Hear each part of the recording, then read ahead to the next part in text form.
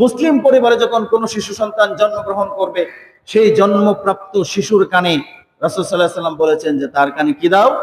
আযান দাও। কেউ আন উবাইদিল্লাহ ইবনে আবি রাফি', হযরত উবাইদুল্লাহ ইবনে আবি রাফি' রাদিয়াল্লাহু তাআলা আনহু আন আবিহি ক্বালা রাআইতু রাসূলুল্লাহ সাল্লাল্লাহু আলাইহি ওয়াসাল্লাম, তিনি তার পিতা থেকে বর্ণনা করছেন, রাআইতু রাসূলুল্লাহ সাল্লাল্লাহু আলাইহি ওয়াসাল্লাম আযানা ফি উযুনিল হাসান ইবনে আলী হিনা ওয়ালাদাতহু ফাতিমাতু বিস-সালাহ, যখন ফাতেমা রাদিয়াল্লাহু তাআলা আনহা আলী রাদিয়াল্লাহু তাআলা আনহু-এর সন্তান হুসাইন ইবনে আলী রাদিয়াল্লাহু তাআলা আনহুকে গর্ভে ধারণ করলেন।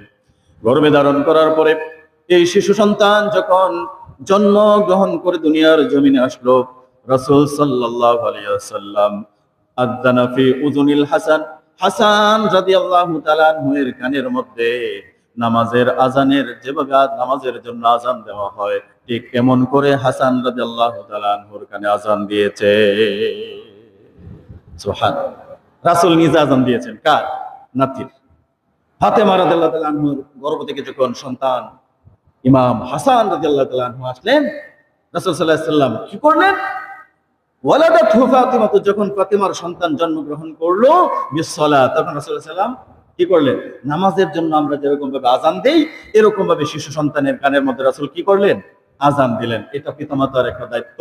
সন্তান জন্মগ্রহণ করার পরে পিতার দায়িত্ব হচ্ছে সন্তানের কানে আজানের ব্যবস্থা করা।